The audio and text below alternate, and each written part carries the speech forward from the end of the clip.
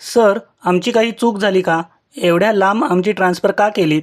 केयूर आणि अनन्या परांजपे सरांना विचारत होते. परांजपे सर म्हणतात, नाही, आपल्या कोकणातील प्रोजेक्टसाठी डायरेक्टर बोर्डाने तुमची स्पेशल नेमणूक केली आहे.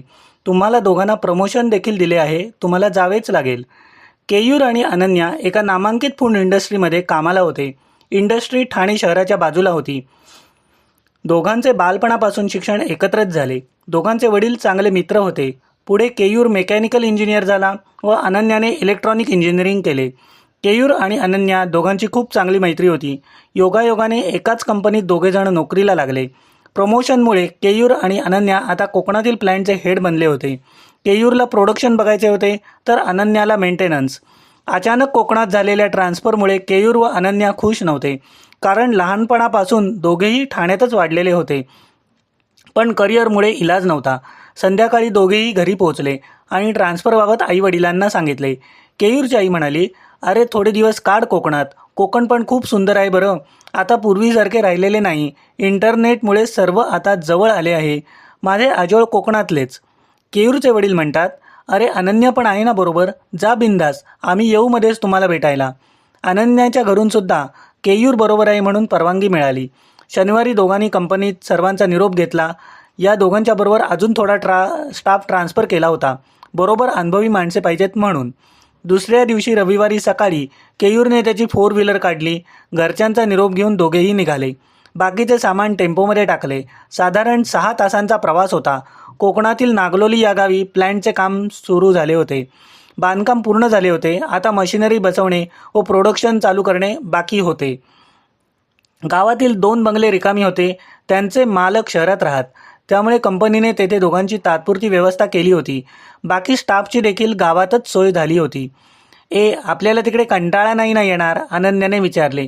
केयूर म्हणाला, अगं कंपनीमध्ये बराचसा वेळ निघून जाईल. फक्त रूमवर आल्यावर कसा वेळ घालवायचा ते बघायला हवं. यापूर्वी मी कोकणात काही वेळा गेलो आहे, पण ते पिकनिकला, त्यामुळे खूप मजा यायची. पण आता राहायला कसे काय जमते ते बघू. जून महिना असल्यामुळे पावसाला सुरुवात झाली होती. शहराची हद्द संपून आता बाकीची गावे लागू लागली. बाहेर सर्व हिरवेगार दिसत होते. थोडे पुढे आल्यावर हायवेवरील एका चांगल्या हॉटेलात दोघेजण चहा नाश्त्यासाठी थांबले.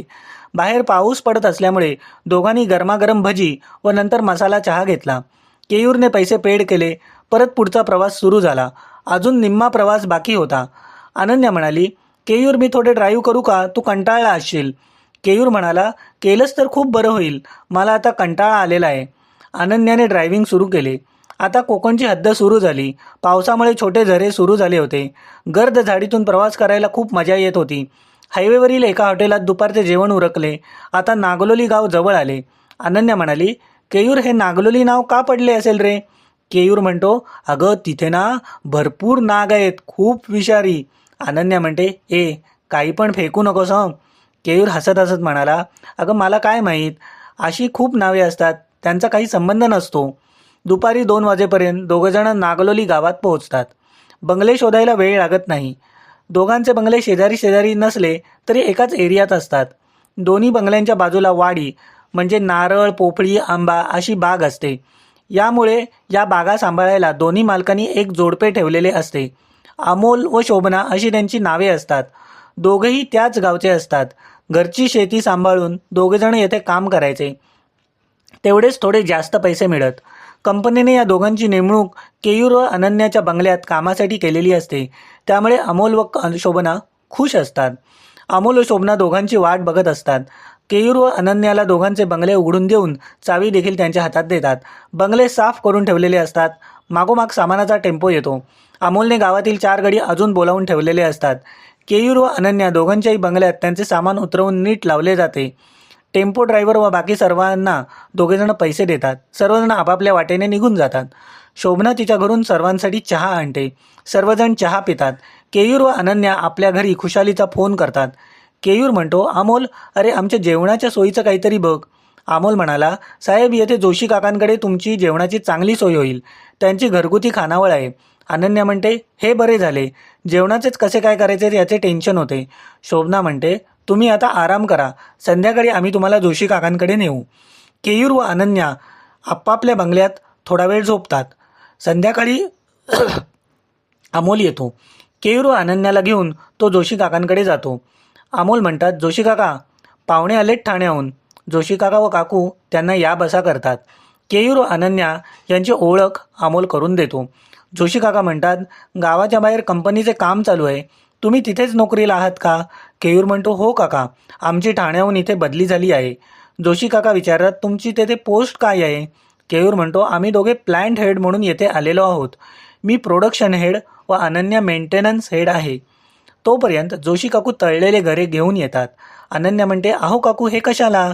जोशी काकू म्हणतात, हा कोकणातला खाऊ आहे, घ्या अहो, ताजे आहेत. केयूर आणि अनन्या तळलेले गरे खातात. गरे खूप छान असतात. त्यामागोमाग चहा येतो. अनन्या म्हणते, काकू, आम्ही तुमच्याकडे जेवणाची सोय होईल का म्हणून विचारा आलो आहोत. अमोल दादा आम्हाला म्हणाले की तुमची खानावळ आहे. जोशी काकू म्हणतात, हो नक्कीच, तसे आमच्या येथे रोजची ठरलेली माणसे नसतात. फक्त जे कोणी पर्यटक येतात त्यांची जेवणाची सोय आम्ही करतो. सुट्टीत येथे खूप गर्दी असते, पण आमचा मुलगा व सून देखील येथेच असतात, त्यामुळे कामाचे काही वाटत नाही. आत्ता दोघेजण बाहेर गेलेत, पराग आणि प्राची त्यांचे नाव. केयूर म्हणतो, काकू, सकाळी कामावर जाताना आम्ही डबा घेऊन जाऊ. रात्री येथे जेवायला येऊ. सकाळी डबा द्यायला जमेल ना? जोशी काकू म्हणतात, हो, आम्ही सर्वजण लवकरच उठतो, काही अडचण नाही. नंतर पैशाची बोलणी होऊन आजपासूनच खानावळीत जेवणाची सुरुवात होते. तर नमस्कार फ्रेंड, आतापर्यंत इतकंच. आता पुढची स्टोरी पुढच्या पार्टमध्ये बघू. Bye bye.